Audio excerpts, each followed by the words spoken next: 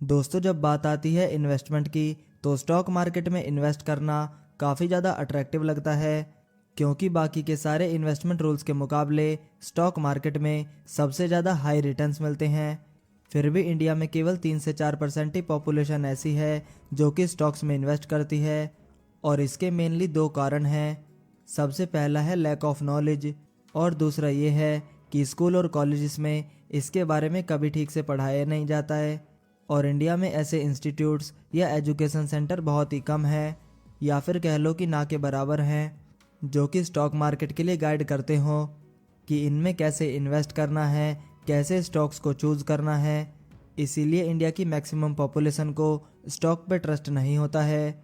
साथ ही कई लोग ऐसे भी हैं जिन्होंने स्टॉक मार्केट में अपना पैसा खोया है, और इसीलिए इन्हीं लोगों ने नेगेटिविटी फैला रखी है कि स्टॉक मार्केट रिस्की है, सट्टेबाजी है, यहाँ पर पैसा डालना नहीं चाहिए, एक्सेट्रा एक्सेट्रा। पर यहाँ पर ध्यान देने वाली बात यह है कि ये सब केवल लैक ऑफ नॉलेज की वजह से ही क्रिएट हो रहा है।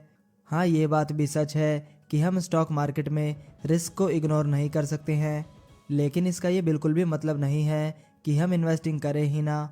इन्वेस्टिंग करना तो बहुत ही ज़्यादा ज़रूरी है, क्योंकि इससे हमारे लिए वेल्थ क्रिएट होता है, हमारा फ्यूचर सिक्योर होता है, और हम फाइनेंशियली फ्री हो पाते हैं। दोस्तों, स्टॉक मार्केट में इन्वेस्ट करना तभी रिस्की होता है जब आप बिना सीखे और बिना रिसर्च किए इन्वेस्ट करते हो।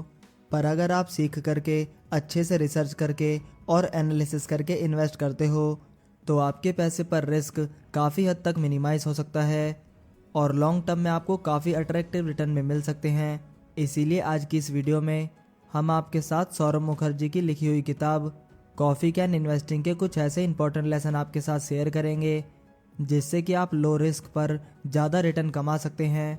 इस बुक की हेल्प से हम इस बात को भी समझेंगे कि कैसे हम ट्रेडिशनल इन्वेस्टिंग के अलावा स्टॉक्स में इन्वेस्ट करके भी अट्रैक्टिव रिटर्न्स अचीव कर सकते हैं। तो आइए दोस्तों, शुरू करते हैं इस वीडियो को।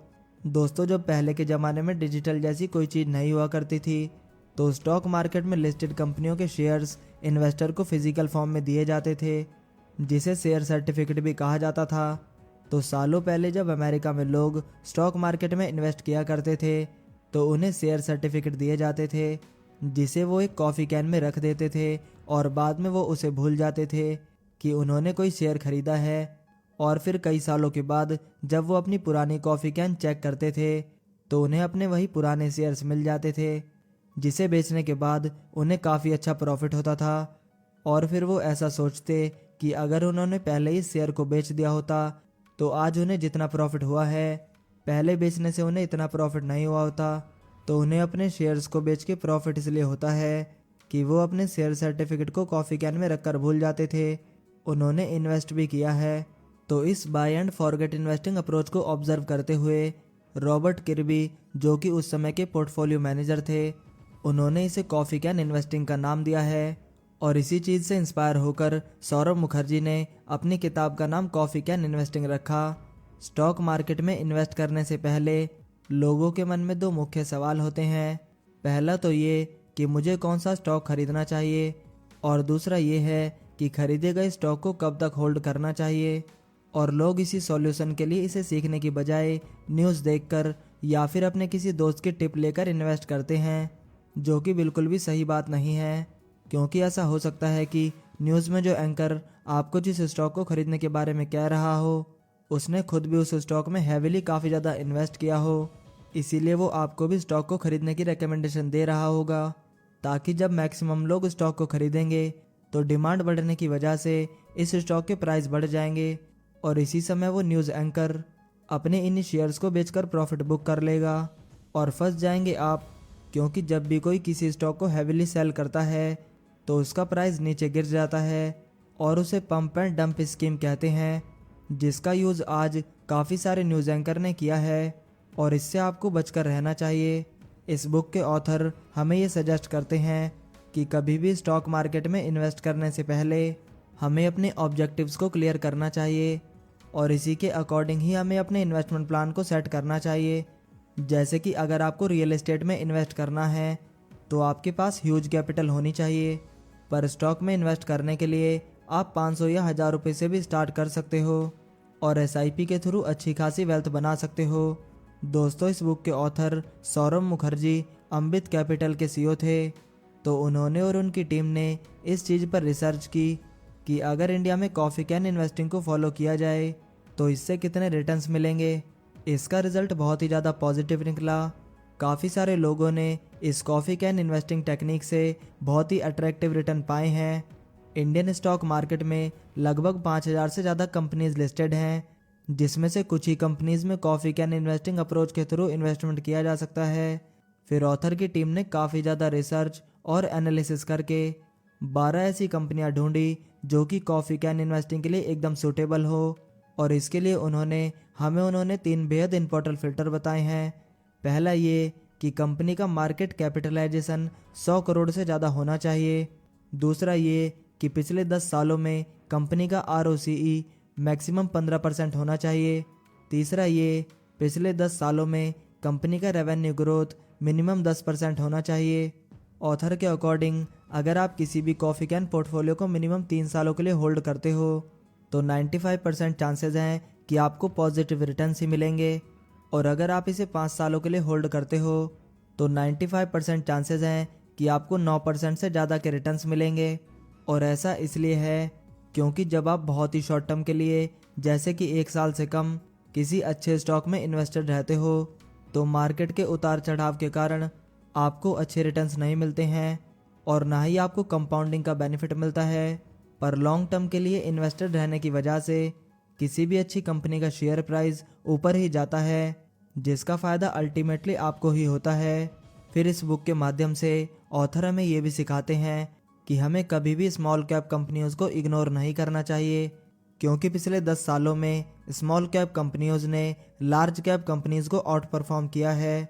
क्योंकि एक फंडामेंटली और financially strong small cap companies के हाई पास ग्रोथ के लिए बहुत ही ज़्यादा हाई पोटेंशियल होता है। और इसीलिए इस बुक से हमें ये सीखने को मिलता है कि मार्केट को कभी भी टाइम करने की कोशिश नहीं करनी चाहिए। कई लोग ऐसे होते हैं जो कि तभी मार्केट में एंटर करते हैं जब मार्केट बुल रन पर हो और मैक्सिमम स्टॉक अपने ऑल टाइम पर हो। और ये तो स्टॉक मार्केट का यूनिवर्सल रूल है कि बुल रन के बाद बियर रन भी जरूर आता है। इसीलिए जब मार्केट थोड़ी बहुत भी क्रैश होती है तब जिन्होंने कंपनी में ऑल टाइम वाले हाई स्टॉक्स में इन्वेस्ट किया था उनको बड़ा लॉस होने लगता है और वो पैनिक में आकर अपने शेयर्स को बेच देते हैं और उन्हें काफ़ी ज़्यादा नुकसान हो जाता है।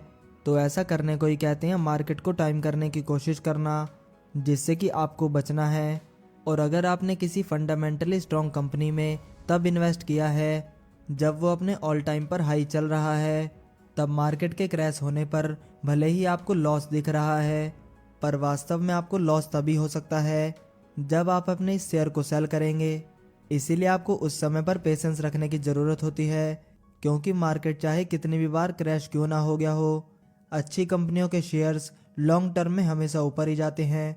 और तो और स्टॉक मार्केट में इन्वेस्टिंग करने का सबसे बेस्ट टाइम मार्केट क्रैश के टाइम ही होता है, क्योंकि इस समय आपको काफ़ी सारी अच्छी कंपनीज के शेयर्स काफ़ी डिस्काउंट प्राइस में खरीदने को मिल जाएंगे।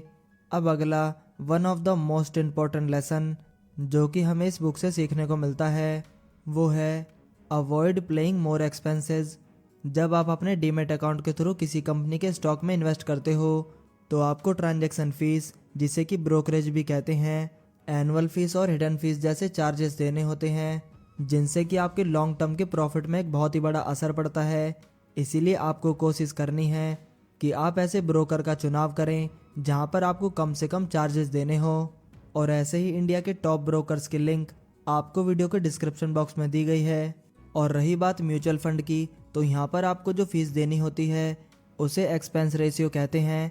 म्यूचुअल फंड के 2 मेनली प्लान होते हैं, पहला है डायरेक्ट प्लान और दूसरा है रेगुलर प्लान। रेगुलर प्लान में एक्सपेंस रेशियो काफ़ी ज़्यादा होता है और डायरेक्ट प्लान में आपको एक्सपेंस रेशियो बहुत ही कम देना होता है। आइए इसे एक एग्जांपल से प्रैक्टिकली समझने की कोशिश करते हैं। मान लीजिए कि 2 आदमी हैं, हर्ष और दीपक, और दोनों ने ही अलग अलग म्यूचुअल फंड में 1-1 लाख रुपए इन्वेस्ट किए हैं और दोनों को on an average per year 15% का रिटर्न मिल रहा है। लेकिन हर्ष के म्यूचुअल फंड का एक्सपेंस रेशियो 2.5% है और दीपक के म्यूचुअल फंड का एक्सपेंस रेशियो 0.01% है। अब हो सकता है कि आप ये बोलो कि ये तो बहुत ही कम परसेंटेज में एक्सपेंस रेशियो का डिफरेंस है। तो आइए अब ये सब भी देखते हैं कि लॉन्ग टर्म में इनकी इन्वेस्टमेंट वैल्यू पर कितना डिफरेंस पड़ता है। तो 40 साल के बाद हर्ष के म्यूचुअल फंड में इन्वेस्टमेंट वैल्यू जिसका एक्सपेंस रेशियो 2.5% था वो है 1.1 करोड़, जबकि दीपक के म्यूचुअल फंड में इन्वेस्टमेंट वैल्यू जिसका एक्सपेंस रेशियो 0.01% था वो है 2.6 करोड़ टू 1.5 करोड़।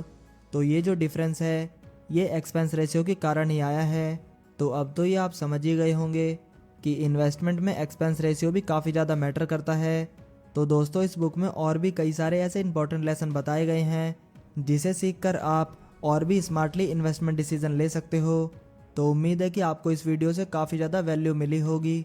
अगर आपका कुछ डाउट है तो आप कमेंट करके मुझसे पूछ सकते हैं।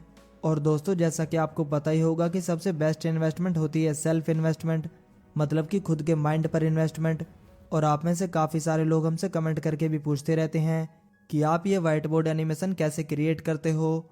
तो अगर आप भी सीखने में इंटरेस्टेड हो तो उस पर अभी हमने एक कोर्स लॉन्च किया है, तो डिस्क्रिप्शन बॉक्स और फर्स्ट कमेंट को ज़रूर चेक करें। तो दोस्तों आज के इस वीडियो में इतना ही। उम्मीद है कि आपको ये वीडियो पसंद आया होगा। अगर वीडियो पसंद आया हो तो वीडियो को लाइक करें और चैनल को सब्सक्राइब करना ना भूलें। आपका कीमती समय देने के लिए धन्यवाद।